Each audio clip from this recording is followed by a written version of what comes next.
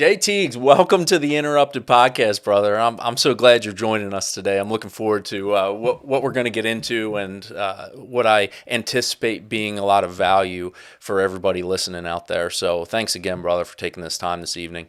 Yeah, I'm excited to be here. This is awesome. Thank you. Yeah, absolutely. And I just think back as I was sharing with you earlier to it's amazing how through social media people come into our lives and we start following them, we start kind of diving into them. You from a distance are starting to try and understand what makes somebody tick, and that's really what it was when I came across your podcast and your social media platforms. It's like, you know. Maybe I watch at a distance a little while to say, hey, is this real? Is this just a business ploy that's in front of me, or is this guy really lockstep with his beliefs? And well, we're imperfect humans. I really appreciate what you're doing. I'm looking forward for you to share more about what the Do Hard Things Nation is all about. I appreciate that. I'll tell you straight up, my social media posts are not for you. They're for me.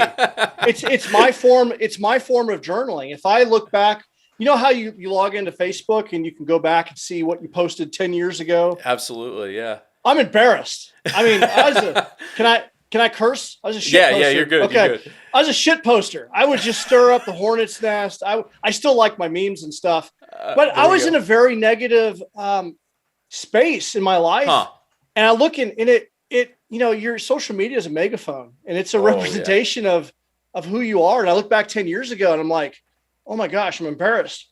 Because when I got to my lowest point, one of the things that I started to do is like, you know what, I'm going to use my social media for good. And I'm going to use it for a form of journaling and accountability. So all the quotes that you see, the do hard things, that's my mantra. That's all that's a reminder to me. And, if someone gets some value from it, we have a great conversation. Awesome. I appreciate it. Yeah. And so that's really where it started from. It's just, me being raw and relevant in my thoughts, and just throwing them out in the world because I can write them in a notebook. But, right. In sharing myself with the world, I have been able to connect with other people. And it's just a reminder that I'm not alone and that they're not alone. And that because there's a lot of putting your best foot forward on social media. Without a doubt. Yeah. Yeah. So without a doubt. Well, no, I hear in that even though that may have been perceived now bad stuff back then, now you're able to testify to the distance you've come over that course. And I think while we don't want to dwell in the past, reflecting on where we've come and appreciating the people, the things in some cases that have come into our lives, the opportunities that have come into our lives, that is the connecting point with everyone else. And that's what I love about the podcast platform and talking to guys like yourself is because somewhere in this conversation today, somebody's going to say, I was there, or I want to go there where that person is. And connecting other people's stories to current situations has definitely become much more vibrant, maybe, let's say, with this type of platform. Yeah, it's like a trail of breadcrumbs, like looking from where you've been to where you're going. It's just like, wow. Now, I've been sharing long enough and doing the work. And I didn't know I was going to be a performance coach. I didn't know I was going to be doing this type of work. Yeah. But I look back at the progression. I'm like, wow, I've been pretty consistent, for the most part about the things that I've been doing and sharing. But like I said, it's because it's a form of healing for me. And it's a form of I'm a mindset coach, but I have demons. I have to fight every day. I wake up every day and I've got to it's a reminder to me to show up. And now it's to a point that I know people are watching. So if I miss a couple of days, people will be like, hey, Jay, you all right? Where you at? Yeah. And so now that, it's trying to, I don't want to sound, I don't know. It's very humbling that there's people that I have a following of people. Yes. Yeah. And so it's like, well, now I have to show up. I can't miss because now I got people they're gonna be asking about me. So it's become a really cool thing. So it holds me accountable to Yeah. myself and the people that I serve and work with. Yeah, no, you can definitely feel the what it probably feels more than it is, but the dependency on what you're putting out there. And Yeah. I don't know where you stand on this, but I know thinking through just putting yourself out there to the public and having that accountability piece. And really, what you're doing is planting your flag and saying, this is what I believe in, this is what I stand for, and this is how I'm choosing to live my life, full well knowing that not every person that comes across you or is going to necessarily agree with that, or because of things they have going on in their own lives, they're going to want to speak into it, maybe out of selfish reasons, but that can still be hard to absorb and contend with. Yeah. So that's interesting you bring that up because I've been in the military for the past 20, 25 years. Mm. And as an officer, you're kind of expected to toe a certain line a little bit, right? Yeah. And the things that I've been posting and sharing, it's kind of like raise some eyebrows from time to time, you know. But I'm like, this is for my own healing, and I'm being. It's called congruency in high performance. Yeah. So we call it being congruent with who you are, and the more that you share with the world who you are and what you believe in, and you a lot of people are scared to do that because of the judgment of other people and the Mm-hmm. fear that we have that other people are going to judge us. Well, judgment is rampant, and it doesn't matter what you do, you're going to be judged, and there's just people that just aren't going to like what you do. Yeah. But by putting yourself out there, you're going to stumble across people that are like you, like us right now. Like we wouldn't Amen. have been connected to having this At all. conversation right now, Absolutely. yeah, without both of us doing that, right? Yeah.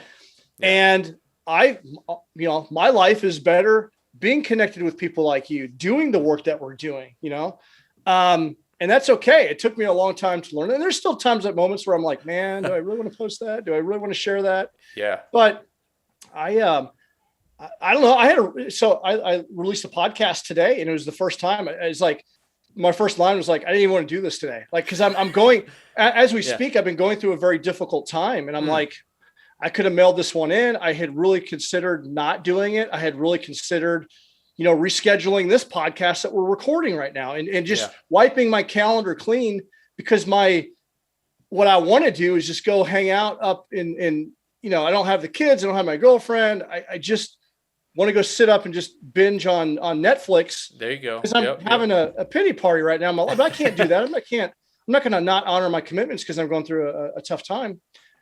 So yeah, that's Yeah, and diving deep into that and acknowledging that, hey, this is how I'm feeling in this moment, and then it takes a lot of courage to push through that. And I think that's where discipline really rises to the surface, because a lot of times I don't feel like, I don't want to, I don't know if I'm going to see the results if I step into this next thing, even as something as simple as our conversation this evening is. You also don't know what you're missing out on in the reward of the connection. And I know for me, my job, I'm around people all the time, but I'm actually an introvert. Like mhm. I thrive in what we're doing right now, even though it's virtual. This is life giving to me, where I get to have a conversation with a stranger at the beginning, and hopefully a friend at the end, and it really is a special thing when you take time for this intentional conversation in the midst of the noise of what's going on. Yeah, no, I'm very much introverted myself. And a lot of people are surprised by that, but I need that time to recharge. But Yeah. I also require deep, meaningful conversation. So doing, when I said earlier, like I'm thinking about wiping off my calendar and just not doing anything, Yeah. that's my initial instinct. But the discipline of having been through this process before knows that by having this conversation, Mike, I'm going to feel better, right? Mm-hmm.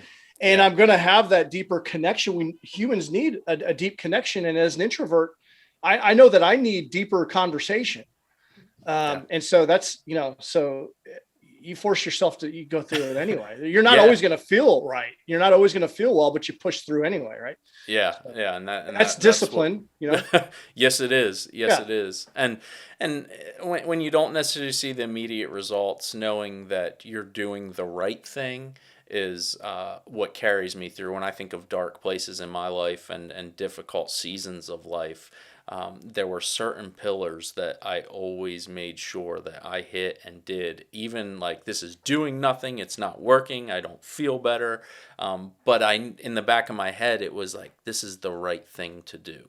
Yeah. And that was so important. And honestly, that's what's been instilled in mentors, my parents, things, other people that have poured into me to create that. And it's my job to go out and execute that and hopefully teach my family and other people that I'm privileged to come in contact with. So, man, I feel with what you're saying. And that's the argument for doing the personal growth and development. I remember when I first kind of got into doing this, I'm like, you go to the Barnes and Noble, it's like self-help. Like it just sounds pathetic, right? I'm in the Yeah. self-help aisle. Like, what the hell is wrong with me? Um, but doing the personal growth and development work and studying psychology, it's fundamentally changed my life. And it's almost like it gives you it's almost a superpower, because it's like, okay, Mm. when I'm feeling down and blue, like that's all BS. And if I just lean in on the difficult thing and do the hard thing, I can see yes, it absolutely sucks right now at this very moment. But if I push through it anyway, I know I'm going to be better on the other side of it. And personal growth and development just gives you tools to put in your back pocket. So when you're feeling down or not good, like you can pull out, like, okay, if I sit down and just do it, just send out 3 messages of people that I'm grateful for. Well, when you're in deep Yeah. gratitude, like Yeah. you feel better. Or, okay, I don't want to work out right now, but if I just lace up my shoes and just go, I'm going to feel, and you start to feel better. Yeah. And so having that sense of awareness and the discipline to follow through on those things are incredibly, they're powerful. Yeah. And the more, it's a practice, it's a practice and it's an art. And the more that you do it, the more you're aware of it. It enables you to get through life better. Yeah, no, I love that, man. And well, hey, say what you will, but I'm gonna go out on a limb and say you didn't necessarily always have this mindset.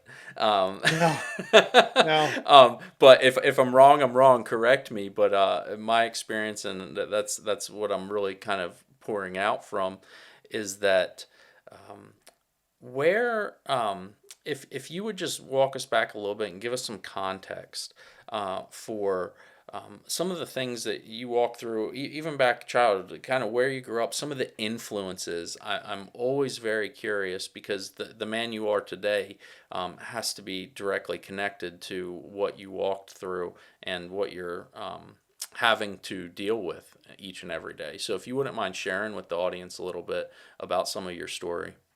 Yeah, my upbringing was definitely. I had a therapist the other day, a new therapist. They always go through the whole gamut of like, okay, how would you rate your childhood? Very poor, poor, good. I was like, very, very poor, sir. And so here's the background. So my father grew up in World War II as a child. So he was German. My mother was from Holland, and her Mhm. family was from Holland. Long story short, most of the family that on my father's side had passed during the war. They were either involved in the Hmm. war as soldiers, or I know that my father was sitting on my grandmother's lap when Berlin was getting liberated by the Soviets. That all the Wow. women were on the truck. The truck, they came under attack. My grandmother and my father fell out of the back because they were at the very tailgate, and everyone else perished. And they basically survived the war. And Hmm. he immigrated to the United States. He joined the army for 3 years. But long story short was his traumatic upbringing scarred him for life. He was not a good person. Like I would, well, he wasn't a very pleasant person. He had a lot of demons. He was very physically abusive. He had just couldn't hold a relationship. Hmm. I think my mother was his 4th marriage. I think he went on to have 5, 6. So he just had a lot of issues. Okay. Um, they met in California, because my family had immigrated to have a new start after the war as well from the Dutch side. But it was a very abusive relationship. My father was very abusive to my mother. I have 9 siblings. I've only met 2 of them. All of them half. I only met 2 of them. Or I'm sorry, 3 of them. My sister, and I have 2 brothers. The other 5 I've never met. I have no idea. I need to probably do one of those. What do you call that? The like genealogy. Yeah, genealogy. I could test. probably Yeah. find that. That's a good point. I need to write that down. But yeah, so I, very, very broken. Ultimately, it didn't end well. I was, my father found another woman, ran off with her. That's how I ended up in Missouri. He left Okay. her, and my mother couldn't take care of me because she had a lot of mental health issues. Yep. And so basically the woman he left me with adopted me, but it wasn't a good situation. It was very impoverished. It was some emotional abuse. But I ended up in Missouri, and I just knew that the situation that I was in, it wasn't right. And I knew I just somehow needed to get out of it. And like I said, it was bad. It was like, very impoverished, living in trailers, small town, Clarksville, Missouri.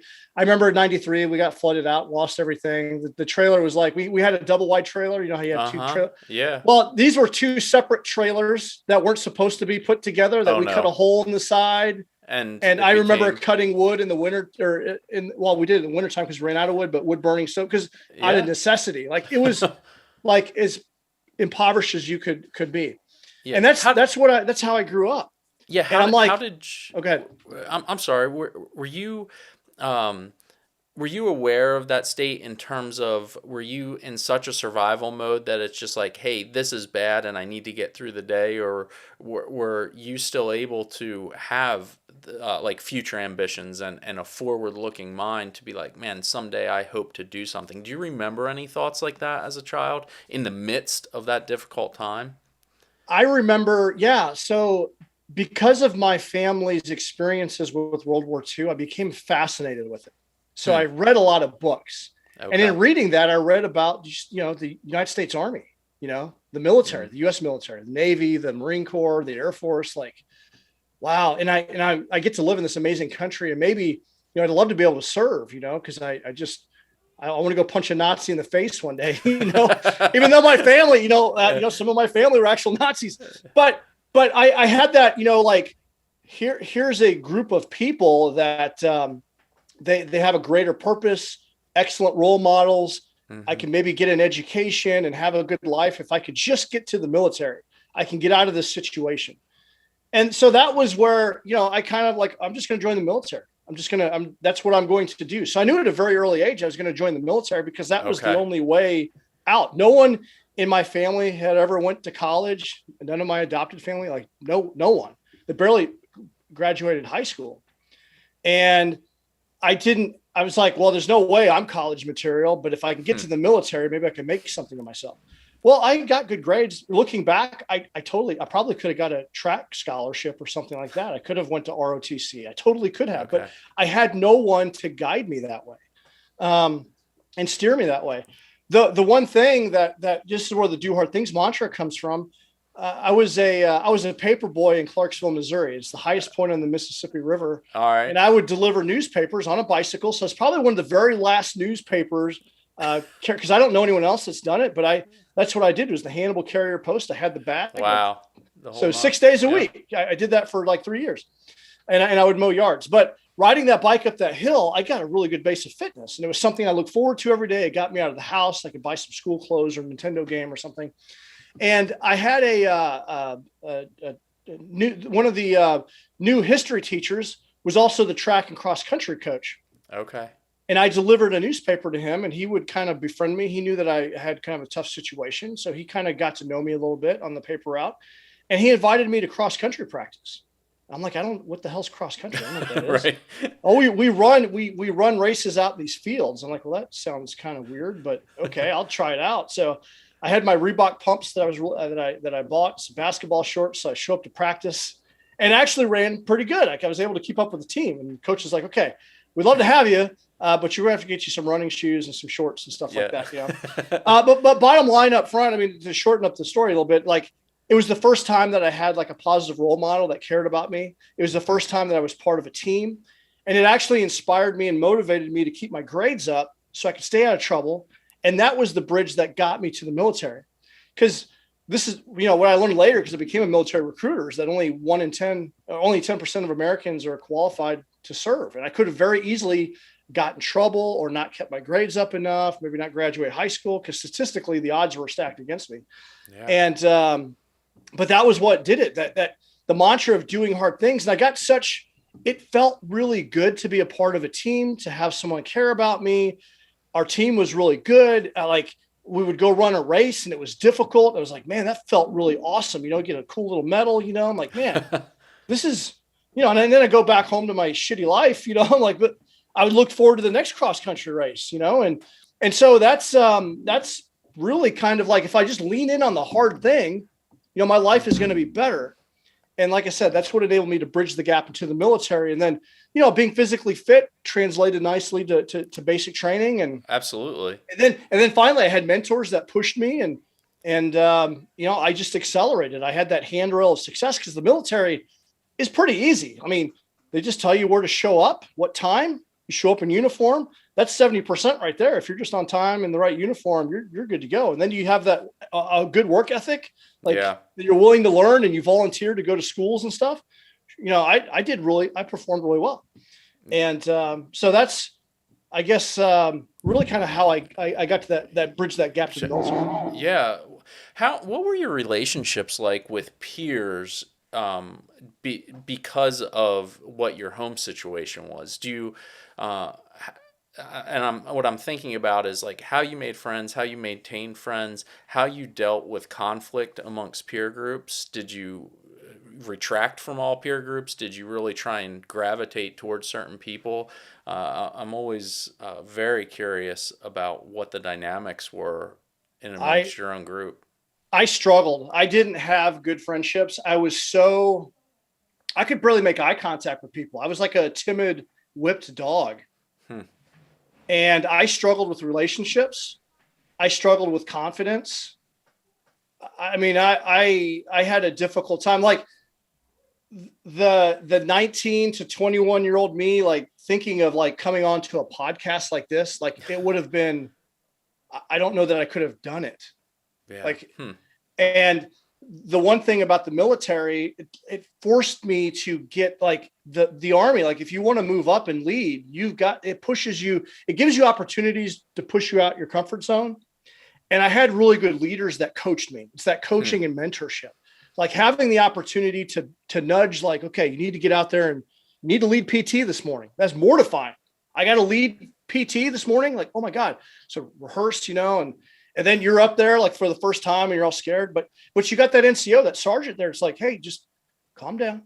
Just here's what you say. Repeat that command. Say it with a little bit more oomph, Yeah. and you over time you just develop the repetition and good coaching. You learn the skills and you learn confidence. And the more competent you get at things, the more confident that you gain. And so, but bottom line, yeah, I struggle with relationships. I struggled with, I've been divorced twice. I struggled there. I struggled with my peer groups. And that's another thing. Like a lot of the personal growth and development work has really helped me with relationships because I struggled for so long with that. Yeah. So Yeah, no, it's it's definitely understanding, how we connect with people, even something like your awareness of, being an introvert now, and when we develop those things and become aware of how bad your situation might have been in the past. I can think back to when I really became aware of the difficult times that my parents had as I was growing up that I didn't know they were difficult, but those were actual trials that as a family we were experiencing. And trying to understand how that has impacted how I deal with conflict and tackle problems. And I believe it really comes down to, like you were saying, back to the mentorship and someone pushing you and not kind of propping you up on a pedestal that you can be laughed at and fail, but really trying to equip you with the tools to be successful in that moment and championing what you're doing. Yeah, there's a weird dichotomy that happens because you have good NCOs that are helping you, coaching you, but you also have your peer group that will roast you. And so you don't want to screw up because that's just less hell that you're going to get hell, in a squad. Like your squad mates are going to give you hell. I haven't been in an organization that doesn't happen, but you're going to get less hell if you perform better. That's and right. So yeah. that's one of the motivations. Like, okay, I don't want to hear about it forever. This is one of the things that this is one of my more traumatic Army experiences. Okay.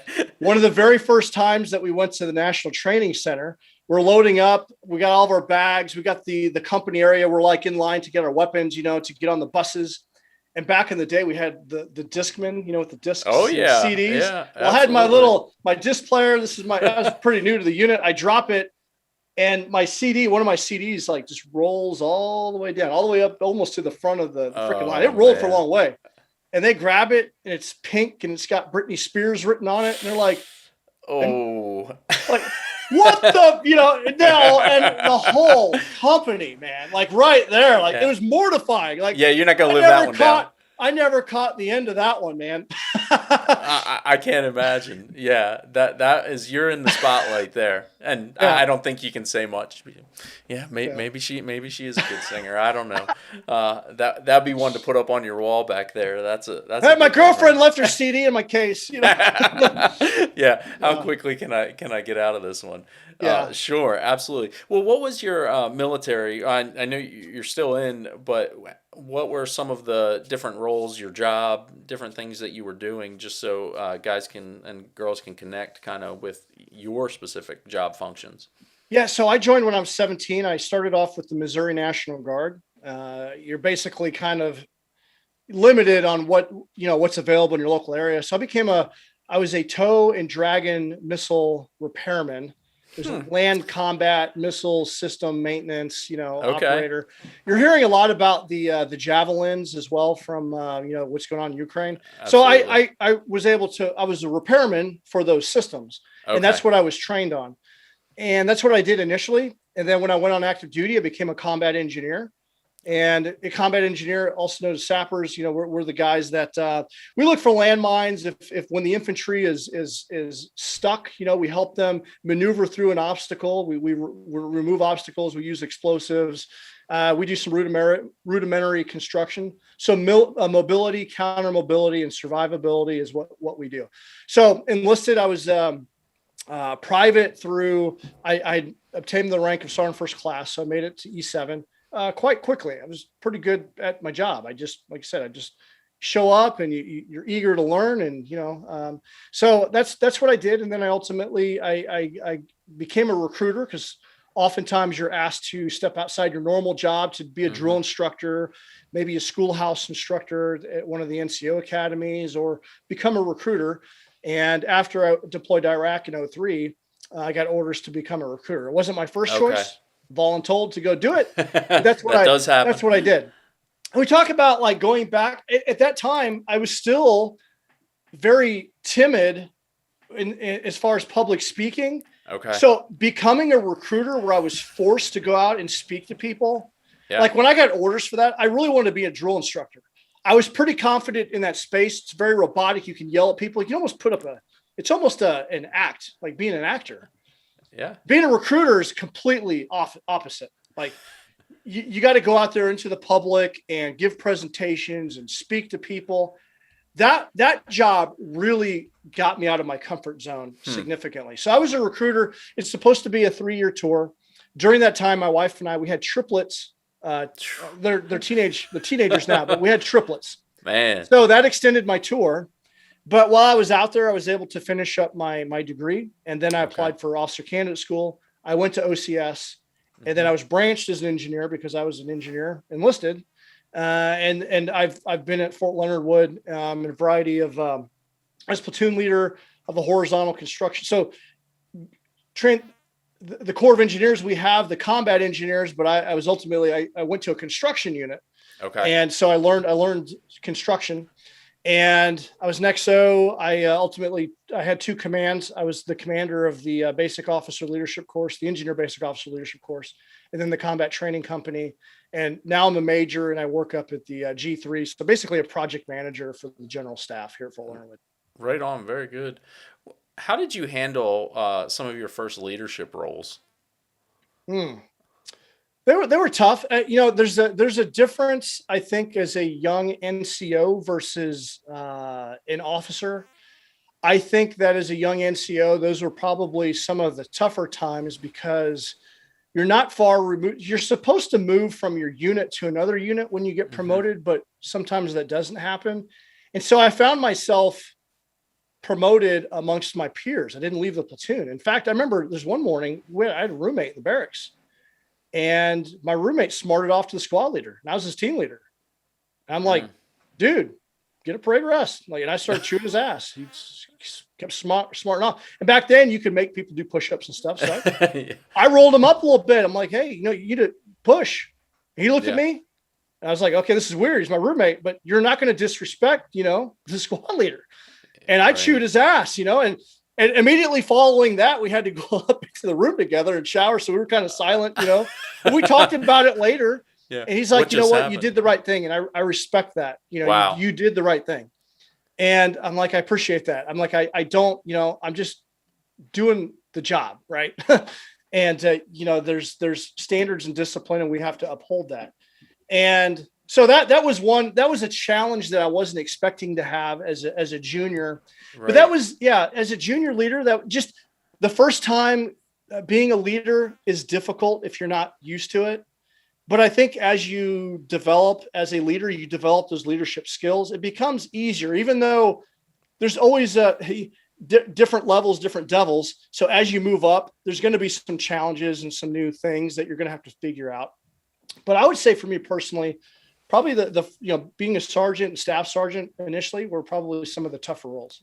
Yeah. Well, and just working through, the critical thinking elements of being a leader, the better I can critically think, ask good questions, I can anticipate and make better decisions. Yeah. And I know stepping into leadership roles, that is something I remember when I am someone that's just kind of towing the line and following along, is that it's extremely frustrating when, with the information presented, a decision is delayed. Now, there's oftentimes things outside of our realm of control because we don't know what we don't know, and sometimes for good reason. But that's difficult, and I find that transition, once you are in the know more, but you want to provide pertinent details, pertinent information, and things that will help the men and women under you get the job done. That Yeah. navigating that minefield can be insane, but it's incredibly frustrating when no decision is made.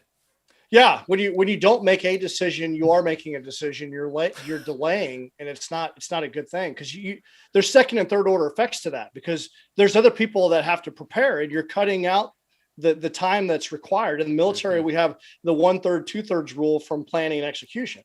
You have 1/3 amount, the allotted amount of time for planning, and that's it, because you have to get moving, and your plan isn't going to go. Your plan never goes as you think it's going to go, Yeah.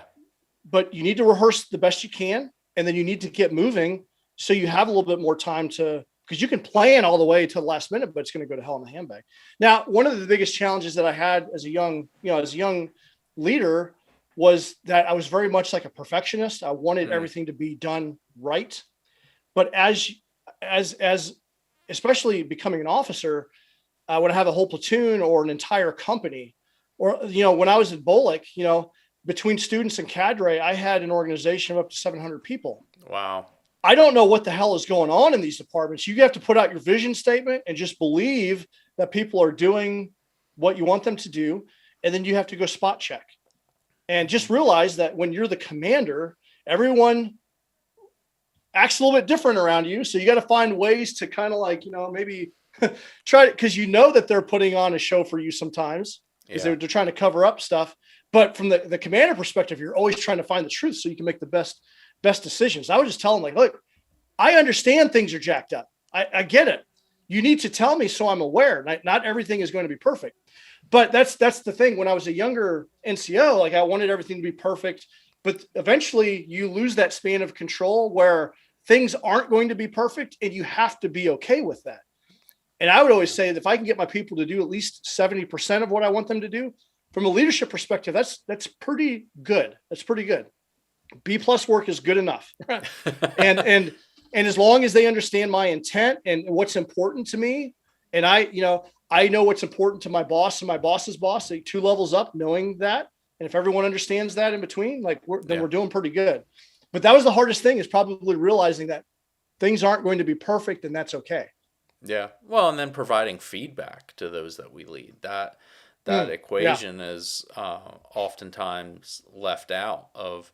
It's okay to say somebody, hey, this wasn't perfect, but I appreciate the completeness of the job being done, Yeah. and putting that back on the people we lead to say, well, what needs to improve here? Because there was an expectation. It may have fallen short somewhat of the expectation. It got done, but what do we need to do? And really putting that back on them rather than just becoming a culture of just chastisement and where disappointment, man, nothing. I don't care if you're a boss or a family. It never feels good to disappoint somebody, no matter who that is. And I think that having that feedback loop really plays into I perceive, and it seems like kind of the things you're saying. That's one of the things that our military does really well, is the after action review. Anytime that we do a mission or a training exercise, we're supposed to go through the process of having an after action review. And although you have, you got private all the way through whatever the highest echelon is, it could be maybe the lieutenant, captain, maybe if you're in a brigade, it could be the brigade commander, right? But it's like, okay, everyone take your helmet off, take your ACH off, and let's talk about what was supposed to happen, what actually happened, what can we sustain, what can we improve. And we give everyone in the organization, to the lowest private, all the way up to the boss, without being demeaned, without being, this is how we learn, is by being open about that. And a good AAR session, there's no judgment. We talk about these things. Yeah, maybe we'll poke a little fun later, but not during the session, right? Like right. This is the time where it's serious. Protected. Yeah. And I think that's really one of the things that makes our military incredibly unique, because we take the time to do that. And I think that that's one thing as I leave the military that I plan to take with me, because I think it's one of the most powerful things that we can do from a leadership perspective is be open and honest about our shortcomings and what went wrong and how do we get better. Yeah. Yeah. Well, are there specific things that when you're facilitating an AAR like that, I've been a part of some that are, unfortunately, it's like, hey, what do we do well? What do we need to improve? And it's either like crickets, or it's just, somebody raised their hand and says, oh, we worked well as a team. Well, what does that mean? And there are these just very kind of going through the motions. As long as we put 3 items in each one of these boxes, we completed a solid after action. When in reality, you may have completed the boxes, but you're not any more prepared for the next mission than what you were before that review. And so I'm curious as you lead and walk through with your team, hey, this is important. How do we walk through that together, and so we have good outcomes? Yeah, we've had sessions like that where it's just crickets, no one wants to talk, or it's like, hey, yeah, we worked well as a team. We've been there. Usually part of the ground rules is like, hey, we're not just going to make blanket comments. We always have some ground rules, like, everyone, I like that. Yeah. No one's going to be judged. Remind them of why this process is important, because I think people need to understand why it's important. This, whatever happens, is it going to go on to evaluation? There's no reprisals. This is how we get better as a team, right? We're a tribe. We need to get better as a team. And having that, just blanket statements, it doesn't do anything for us. But then, a technique that you start from like, okay, let's start from, we lined up the vehicles and we got inside the trucks, and really get into like, okay, how did the communication checks go? And basically you kind of prompt that out, because then people are going to remind, like, you know what? Yeah. The signal guy, he didn't bring the ANCD. We didn't get the plug in. So we didn't get the fill for the radios, and we were like 10 minutes behind the power curve. Hey, this is so you almost have to kind of walk the dog and kind of remind them. So kind of dig into the weeds and kind of prompt that by phase of the operation. Yeah, no, I hear you talking a lot about like process, task analysis of, hey, what were all the things that needed to be executed during this time frame, and did we meet those? When I think about standards and procedures, it's like, man, that they can beautifully list standards and procedures off for any task. But a lot of times when we're reviewing them, we don't necessarily refer to them of saying, hey, did we do this? Or maybe we don't need to do this, and we need to go about the system of saying that's not the most efficient way. And that's where it becomes instructive during that time. Yeah. But ultimately, I think it's taking them back to whatever it is that you're doing the after action review on, and kind of walking the dog through the different processes that you went through. Because sometimes people just need a reminder. Yeah, no, that's good for sure. Well, when did you start to make the transition to say, I want to step outside of maybe what I've been doing and leading all these people, to now moving towards this coaching mindset and taking on a podcast? And where did that stir in you during these course of events? Yeah, so I guess we'll rewind. I'd say about 10 years ago, when I was a young captain, I got to a pretty low point in my life. I really enjoyed being enlisted because you're with the troops, you're doing some exciting things. When you go to the officer's side of the house, I was a little older.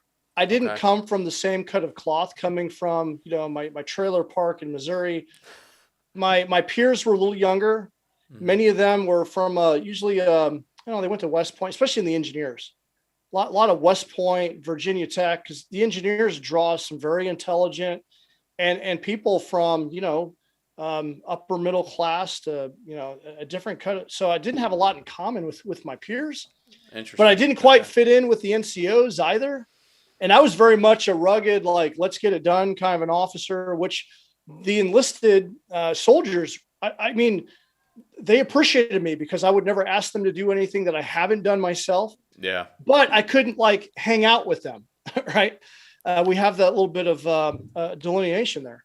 And things weren't going so well in my marriage.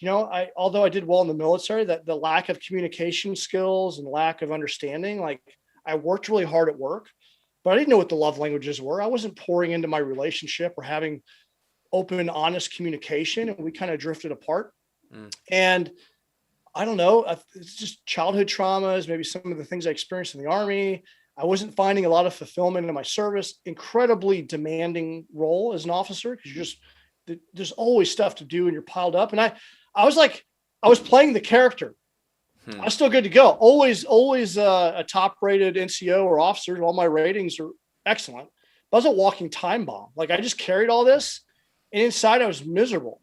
And I got to a point where I was depressed, and I thought about killing myself. And if I would have, and it's a problem in the military community and the veteran community. And I would have been one of those had I done it. It would have probably surprised people, because I'm the resilient guy and the good leader. You can count on Jay to get the tough things done. But inside I was miserable. I was absolutely, I go home and I wasn't connected with my ex-wife was working the weekends. So I never hardly saw her. We couldn't, having the triplets, like, life was just stressful. Yeah. And I was like, you know what? I'm not going to do that I made the commitment. Like, I'm having these thoughts. My mother had some mental health issues. I've had a lot of traumas. I need to go get help. I need to get help. And so I basically had like a come to Jesus moment. Like, my life isn't working right now. I'm thinking about killing myself. I'm not going to leave my daughters behind without a father, because I've experienced suicide. And it's the worst feeling ever. I'm like, I'm not doing that to my daughters, but I really need to take a knee and go figure myself out. So I got myself into therapy, and that therapy sucks. Therapy's not fun. You want me to talk about what? Yeah. You want me to go back and talk about all this shit that I'm already feeling bad. You want me to, but you need to do that. Right. But in addition to that, I'm like, okay, I need some positive outlets here. how do some people like just get through life? Like they're happy, they get a lot of things done. Like, what are they doing that I'm not doing? Mm. And so I really started to inventory like all the people that I respected in the military and in the civilian world. I'm like, okay, I got to change up how I'm operating.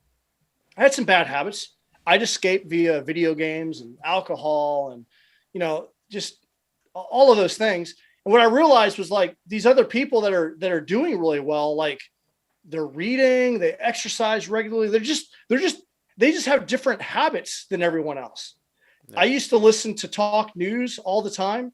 That's not a good habit like that. So I I had a lot of like really bad habits. And what I started to do, like one of my mentors, Scotty Hobbs, he's a civilian, but he's a Beachbody coach. And I really like P90X. And I was doing that, but he got me like reading, and he would put a lot of positive stuff on social media. I'm like, man, I really like this guy. And so I reached out to him. I'm like, hey, I want to do P90X. And I do those routines at home anyway, but I want to find out more about you. Hmm. And, he gave me the book, The Slight Edge. Uh-huh. The Slight Edge by Olson is a fantastic book. It talks about the little habits really that will make or break you. The slight edge difference between those that are really successful, those versus those that are miserable. And I wasn't a reader, but I committed to reading 10 pages a day, taking care of my health. I stopped listening to talk radio. I stopped playing video games. I started reading. I started sharing the things that I would read on social media, hence the positivity stuff. Yeah.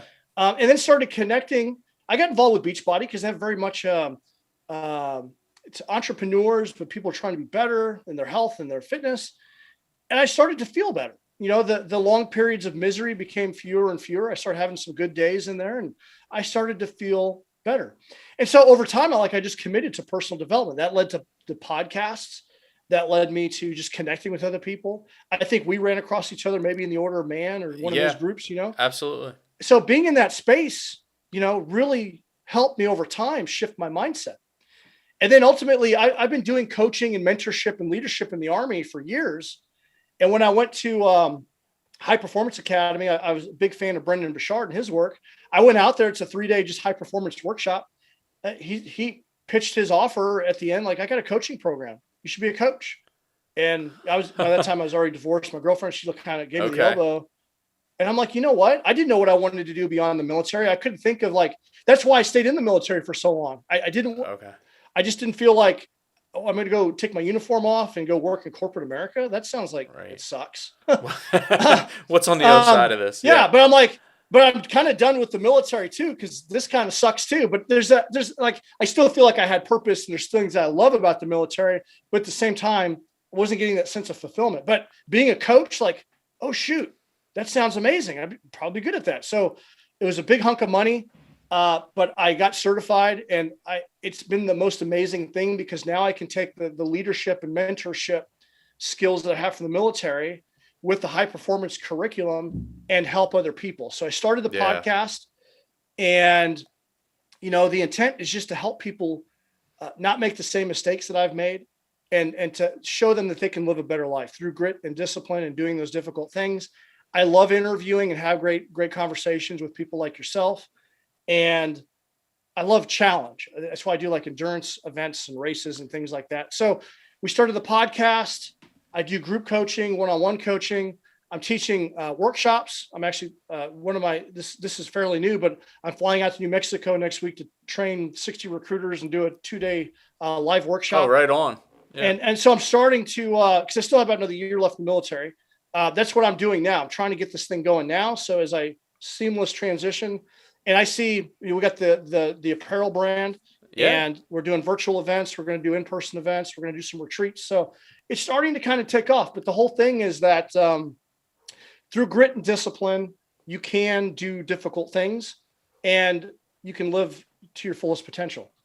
Yeah, absolutely. And for you to be able to stand up and testify that in your own life, and even in the short conversation that we've had today about some of those things, that's evident, right? And the evidence of progress in your own life. And I think that speaks volumes to anyone in the coaching space, or is seeking out coaching. Now, how do you delineate with clients or people that are kind of seeking out coaching.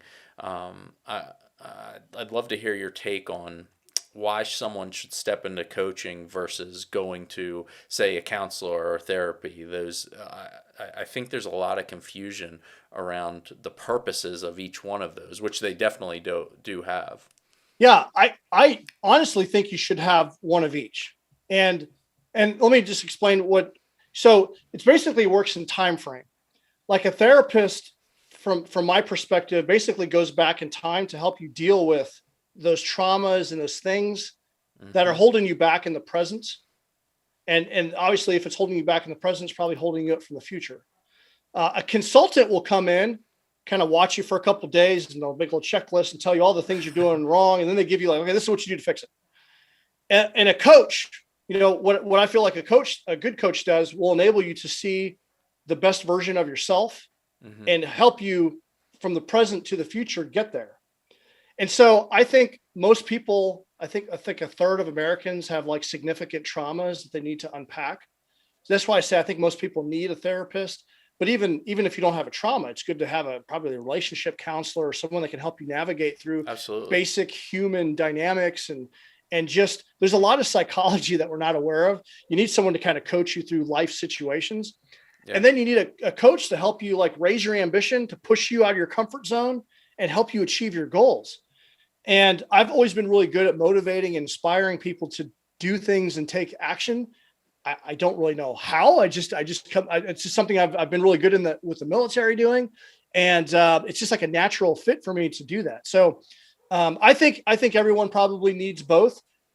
I think that a lot of people have not experienced coaching. I know it took me a long time. My first group was a paid coaching group, and I remember wringing my hands like, man, it's going to cost me $97 a month to be in a Facebook group.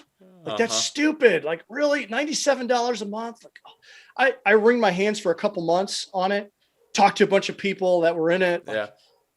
and I look back, I'm like, you're investing in yourself and what it does. You see all the chaos that's on your social media. When you Hmm. pay to be in a room, there's a dynamic in that room that's different than the rooms that you're currently in. And I've been Absolutely. in numerous different groups. They all have their different flavors. And I've made some amazing connections, and it's an investment. I can't, I don't know. I wish I would have done it sooner. And I wish more Yeah. people would just do it and just, because they're just like, oh, I can't afford that. You spend so much money on garbage, and just get connected with other people that are like-minded will fundamentally transform your life Yeah. with opportunities and just knowledge. And it's enabled me to think outside the box and look at the world in a different view.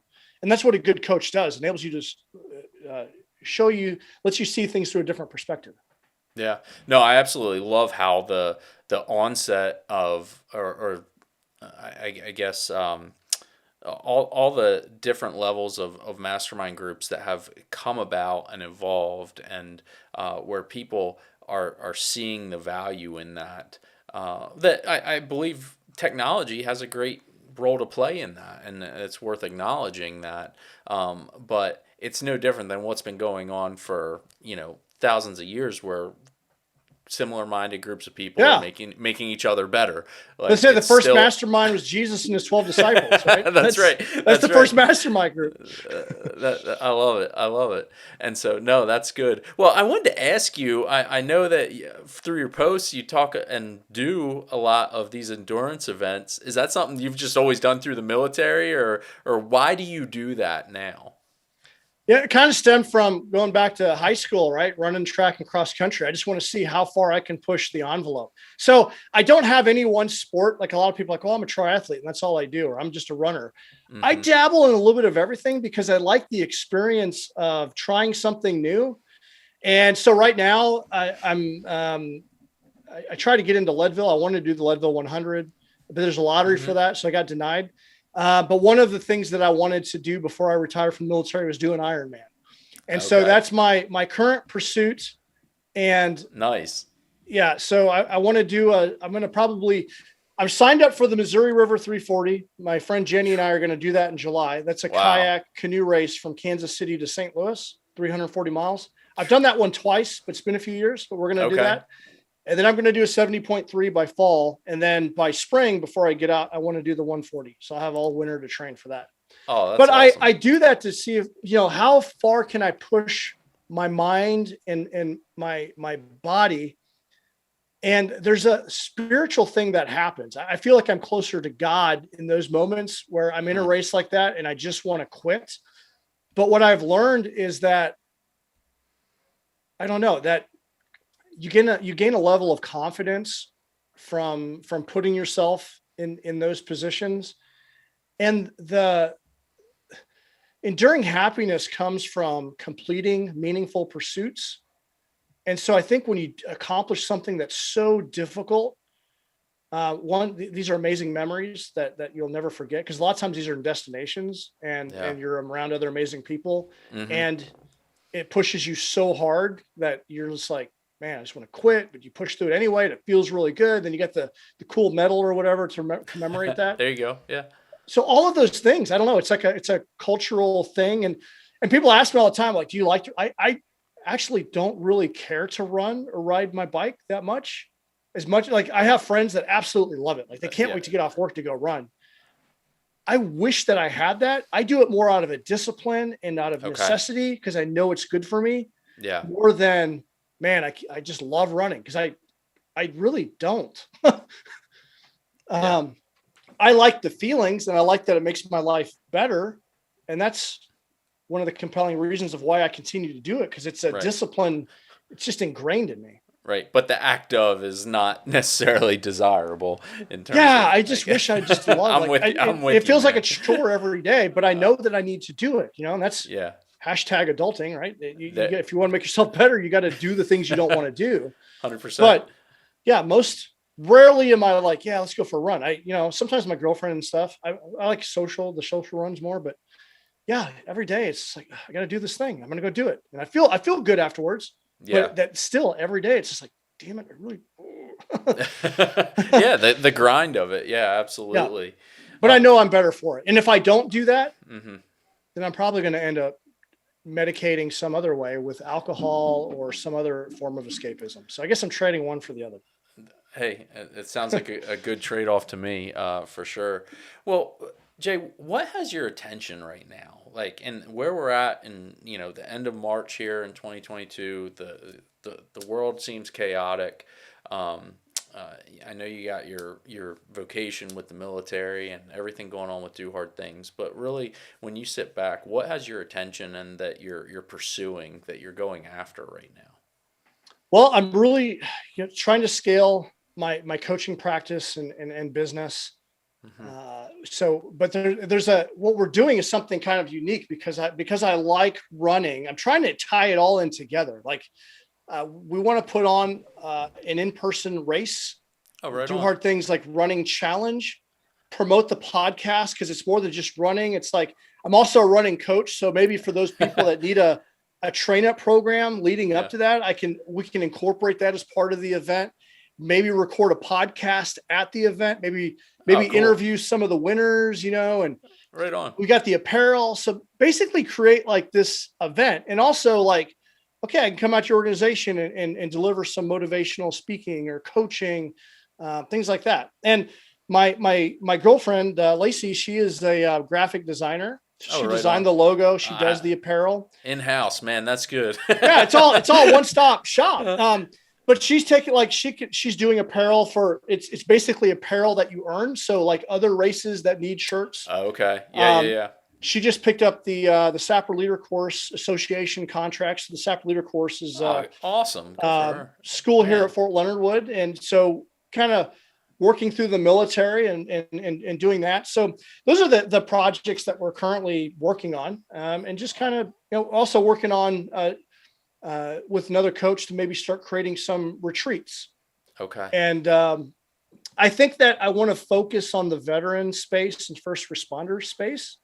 I Right think on. that would be, I think there's a need for it. So that's where we're Absolutely. kind of starting to That's steer it. awesome. So yeah, That's awesome. I love it, everything man. that I'm doing, I always get kind of dragged into the military or veteran space. I've been talking to a lot of transitioning veterans, and Yeah. like I said, I'm going out to New Mexico to talk to recruiters, and because I've been there and I've done that, I can relate to them and I understand, what they're feeling and how they're feeling it, and just share my wisdom. And hey, check this out. If you apply these personal growth principles, your life can be infinitely better. Yeah, well, and I think that falls lockstep with the the growth mindset mentality and what, whether it's first responders or military, we just have all these SOPs ingrained in us, and Yeah. in a lot of ways, that's the path, right? Is not that um, difficult to learn. It's very difficult to do, Yeah. and And it's not cool. Like you said yeah, earlier, it's like yeah. it's the self-help aisle. But here's the weird thing. If you look at like, because consider law enforcement and the military, we're the warrior class of our society. And the United States has a powerful warrior class. Absolutely. And if you look throughout history, like the samurai, or even some of the tribes, you think of, they all had some form of mindfulness that they practiced. They all Absolutely. did their form of personal growth. Like they sharpened the mind as they did the body and the tools. That's good. But for Yeah. some reason, I don't know, you talk about, it's becoming more accepted. But I remember when I first came in the military, you talk about going to meditate or reading a book, you're like laughed at. Like it's like but really, like you're a better warrior when you're more intelligent, and when you can handle your emotions, and when your mind is sharper. And we need to sharpen our mind just like we sharpen our body, strengthen our body. Yeah. And so I kind of want to help break that stigma of, Yeah. that these things are not useful, or they're weird, or they're not, because they absolutely work. That's all. That's awesome, man. It really hits home when we think about how, in so many ways, our lives have become so easy because of technology and advancement, and the daily challenges that would push the limits of our individual capacities maybe 100 years ago. The challenges are so much different now, than what they were back then, just because of your daily,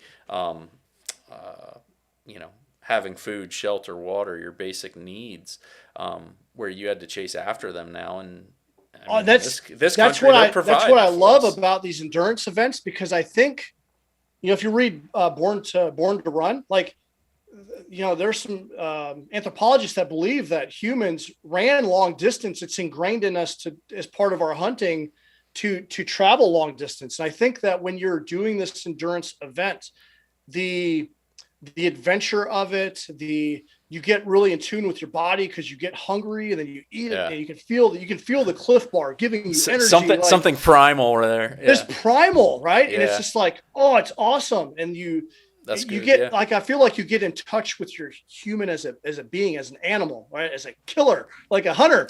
Like you get really in tune with that you yeah, can't do that when you're watching Netflix. You're scrolling in bed on your warm bed with Facebook. But I ran this morning out in the rain, like, and I just felt alive. Like, initially going out there, I was like, this sucks. It's cold, yeah, But then I got out there, I'm like, man, this is freaking awesome, And yeah, you just feel the sensation of being outside. We as humans need that. yeah. But we Absolutely. have this, like, the survival mechanism is like, go to comfort. But yet we need to do these challenging things. Yeah. We need to create, like, I know you're an avid hunter and fisherman. Like, Mhm. we need to do those things because it's ingrained in our DNA. Yeah, no, that's I often say that's where I come alive is when I'm out in the woods. I'm connecting with nature. I'm contemplating my future. I'm thinking through and reflecting upon my past and Yeah. what my role has been and what I would like it to be. And those meaningful times, the connectivity to the natural world is so important to me, and it's very rewarding to sit at a dinner table and know that you provided that meal. But you could Yeah. have went to the grocery store, but you didn't.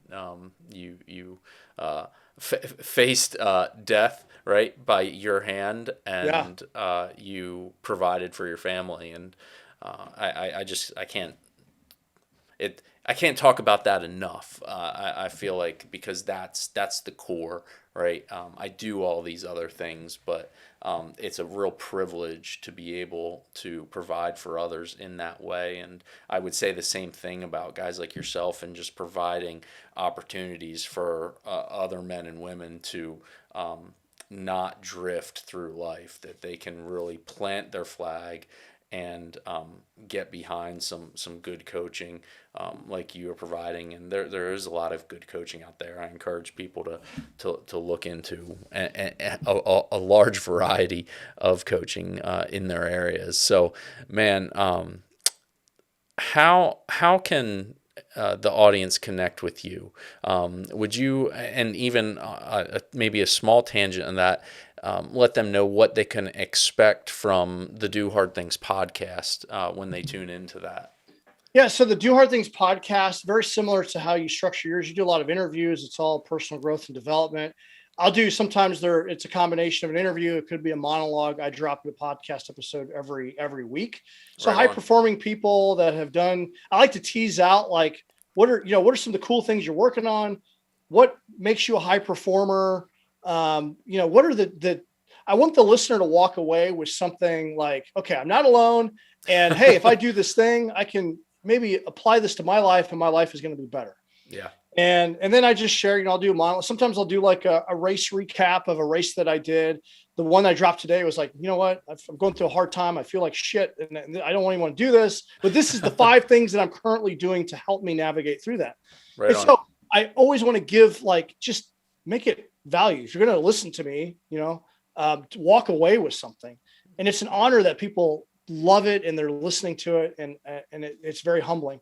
So that's the podcast really. Yeah. And what are some of the different ways that folks can connect with you through websites and social media? We'll definitely I'm on all we'll link it social up as media. well, but yeah. Yeah, I'm on all social media. I have a very unique name. So it's Jay Tiegs, JayTiegs.com. You can go to jtiegs.com, and that's where you can find out more about me and what I'm doing.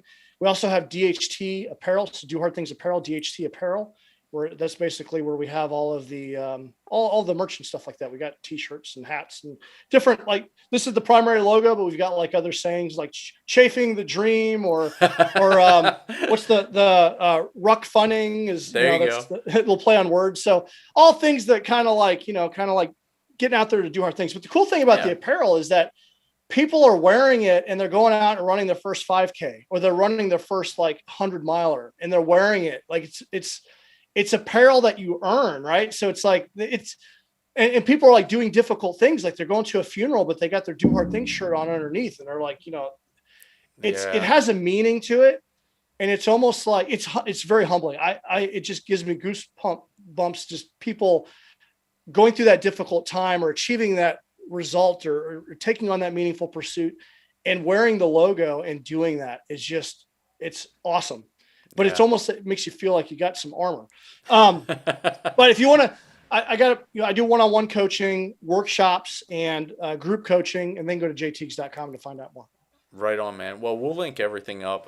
Be sure to connect everybody with you. And for everybody listening, definitely reach out to Jay and tell him about today's show. And it's that feedback that we were talking about earlier. Hey, I love to get the feedback as well, the good, bad, and the ugly, as they say. But it's all good stuff. Man, brother, I appreciate what you're doing, the message that you're putting out, even at the beginning, just your willingness to share that, hey, right now is a difficult time. And so I definitely wish you well in working through that. And I look forward to hearing how you testify to how you came out on the other side of that and what you learned from it. So it's a real privilege to have you on this evening. Yeah, thanks for the opportunity to be here. For those that are out there, thank you. If you listened this far, just thank you so much for listening to us. And I appreciate you. Thank you. Yeah, 100%. So we'll stay in touch, man, and look forward to what comes out of the Do Hard Things Nation. So thanks Sounds again. good. Yeah, appreciate it, Steve. Uh-huh.